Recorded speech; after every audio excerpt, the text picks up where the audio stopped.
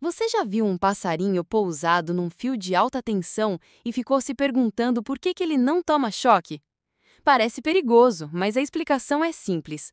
O passarinho toca apenas um fio, então não existe diferença de tensão entre as patas. Sem diferença de potencial, não há passagem de corrente elétrica.